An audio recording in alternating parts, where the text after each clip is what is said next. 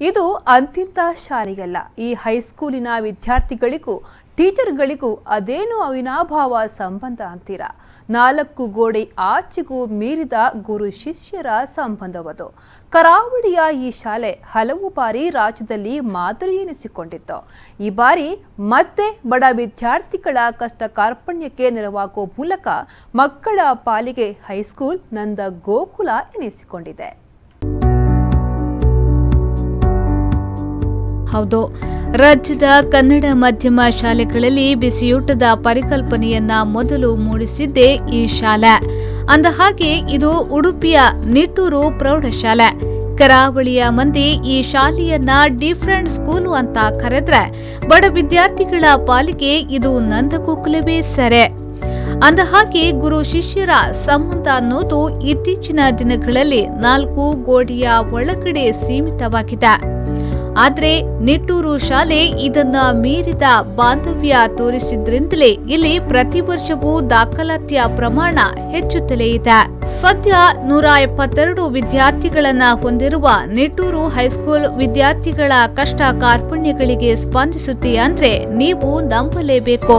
ಅಂದಹಾಗೆ ಇಲ್ಲಿ ನಾವು ತೋರಿಸುತ್ತಿರುವ ಈ ದೃಶ್ಯಾವಳಿಯಲ್ಲಿ ಗ್ಯಾಸ್ ಸಿಲಿಂಡರ್ಗಳಿರಬಹುದು, ಗ್ಯಾಸ್ ಸ್ಟವ್ಗಳಿರಬಹುದು, ಅದೆಲ್ಲವೂ ಬಡ ವಿದ್ಯಾರ್ಥಿಗಳಿಗೆ ಈ ಶಾಲೆ ನೀಡಿರೋ ಸದ್ಯದ ಗಿಫ್ಟ್. ಪಾಠ ಎಲ್ಲ ಒಳ್ಳೆ ಮಾಡಿ ಹೇಳಿಕೊಡ್ತದೆ. ಇಲ್ಲಿ ತುಂಬಾ ಬಗೆದು ಭರತನಾಟ್ಯಂ, ಯೋಗ ಇದೆಲ್ಲ ಇದೆ. ನನಗೆ ತುಂಬಾ ಇಷ್ಟ ಆದದ್ದು ಭರತನಾಟ್ಯ. ಮತ್ತೆ ನಮಗೆ ಗ್ಯಾಸ್ ಅದು ನಮ್ಮ ಮನೆಯಲ್ಲಿ ಅಮ್ಮನಿಗೆ ಗ್ಯಾಸ್ ಇರಲಿಲ್ಲ, ಕರೆಂಟ್ ಅಲ್ಲಿ ಮಾಡ್ತಿದ್ವಿ. ಮತ್ತೆ ಒಲೆಯಲ್ಲೆಲ್ಲ ಮಾಡ್ತಿದ್ವಿ. ತುಂಬಾ ಕಷ್ಟ ಆಗ್ತಿತ್ತು. ಮತ್ತೆ ತುಂಬಾ ಇದಾಗ್ತಿತ್ತು, ಮನೆ ಫುಲ್ ಹೋಗಿ ಅದೆಲ್ಲ ಪ್ಲಾಸ್ಟಿಕ್ ಅದೆಲ್ಲ ಹೊತ್ತಿಸಿ ತುಂಬಾ ಇದಾಗ್ತಿತ್ತು. ಮತ್ತೆ ಈಗ ಸರ್ ನಮ್ಗೆ ಗ್ಯಾಸ್ ಅನ್ನು ಸಂಪರ್ಕ ನೀಡಿದ್ದಾರೆ. ಹೀಗೆ ಶೈಕ್ಷಣಿಕ ವರ್ಷಾರಂಭದಲ್ಲಿ ಯಾರ ಮನೆಯಲ್ಲಿ ಗ್ಯಾಸ್ ಸಿಲಿಂಡರ್ ಸಂಪರ್ಕ ಹೊಂದಿಲ್ಲ ಅನ್ನೋ ಮಾಹಿತಿ ಪಡೆದ ಶಾಲೆಯ ಶಿಕ್ಷಕರು ಬಳಿಕ 10 ದಾನಿಗಳ ಸಹಕಾರ ಪಡೆದು ಆ ಬಡ ವಿದ್ಯಾರ್ಥಿಗಳ ಮನೆಯಲ್ಲಿ ಗ್ಯಾಸ್ ಸ್ಟವ್ ಉರಿಯುವಂತೆ ಮಾಡಿದ್ದಾರೆ.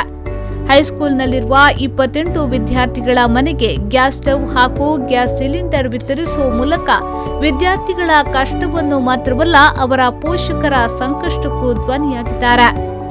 ಈ ಹಿಂದೆ ವಿದ್ಯುತ್ ಸಂಪರ್ಕ ಇಲ್ಲದ ಮನೆಗೆ ಸೋಲಾರ್ ದೀಪ ಅಳವಡಿಕೆ, ಬಡ ವಿದ್ಯಾರ್ಥಿಗಳಿಗೆ ಉಚಿತ ಶಾಲಾ ವಾಹನದ ವ್ಯವಸ್ಥೆ ಹಾಗೂ ದೂರದಿಂದ ಬರುವ ವಿದ್ಯಾರ್ಥಿಗಳಿಗೆ ಬಸ್ ಟಿಕೆಟ್ ದರವನ್ನ, ಹೊರ ಜಿಲ್ಲೆಯಿಂದ ಬಂದ ವಿದ್ಯಾರ್ಥಿಗಳಿಗೆ ಹಾಸ್ಟೆಲ್ ವ್ಯವಸ್ಥೆಯನ್ನ ಮಾಡಿರೋ ಪ್ರೌಢಶಾಲೆ ಇದು. ಇದರ ಜೊತೆಗೆ ಹೆಚ್ಚಾಗಿ ವಲಸೆ ಕಾರ್ಮಿಕರ ಮಕ್ಕಳೇ ಇಲ್ಲಿ ಬರೋದ್ರಿಂದ ಕೃಷಿ ಚಟುವಟಿಕೆ, ಯಕ್ಷಗಾನ, ಇಂಗ್ಲಿಷ್ ಭಾಷಾ ತರಬೇತಿಯನ್ನ ನೀಡಿ ಅವರಲ್ಲೂ ಶಿಕ್ಷಣದ ಬಗೆಗಿನ ಒಲವು ಮೂಡಿಸಲಾಗಿದೆ. ಅಂತೆಯೇ ಮಕ್ಕಳು ಕಲಿತು ಶಾಲೆಗೆ ಉತ್ತಮ ಹೆಸರನ್ನ ತರುತ್ತಿದ್ದಾರೆ. ವಿದ್ಯುತ್ ಸಂಪರ್ಕ ಇಲ್ಲ. ಈ ಸಂದರ್ಭದಲ್ಲಿ ಸೋಲಾರ್ ದೀಪದ ಅಳವಡಿಕೆ ಮಾಡಿದೆವು. ಅಡುಗೆ ಮಾಡಿದರೆ ಹೊಗೆ ತುಂಬಿ ಮಕ್ಕಳ ಕಣ್ಣಲ್ಲಿ ನೀರು, ಮಾತೆಯರ ಕಣ್ಣಲ್ಲಿ ನೀರು. ಮತ್ತೆ ಹೊಗೆ ಎಂಬುದು ನಿಮ್ಗೆ ಗೊತ್ತಿದೆ, ಆರೋಗ್ಯಕ್ಕೂ ಹಾನಿಕಾರ.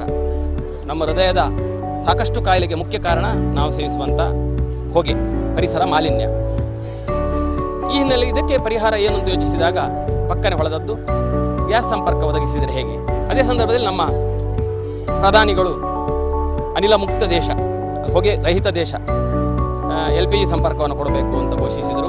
ಒಟ್ಟಿನಲ್ಲಿ ಆಧುನಿಕತೆ ಬೆಳೆಯುತ್ತಿದ್ದಂತೆ ಸ್ಟೂಡೆಂಟ್ ಟೀಚರ್ ಸಂಬಂಧ ಅನ್ನೋದು 4 ಗೋಡೆಯೊಳಗಿನ ಪಾಠ ಪ್ರವಚನಕ್ಕಷ್ಟೇ ಸೀಮಿತ ಅನ್ನೋ ಹಾಗಾಗಿದೆ. ಆದ್ರೆ ಕೃಷ್ಣನಗರಿಯ ಈ ಶಾಲೆಯ ಗುರು ಶಿಷ್ಯರ ಸಂಬಂಧ ಅನ್ನೋದು ಹಾಲು ಜೇನಿನಂತೆ ತೋರಿಸಿಕೊಟ್ಟಿದೆ. ಬಡ ವಿದ್ಯಾರ್ಥಿಗಳ ಪಾಲಿಗೆ ನೆರವಾಗುವ ಮೂಲಕ ಮಕ್ಕಳ ಬಾಳಲ್ಲಿ ಆಶಾಕಿರಣವಾಗಿದೆ.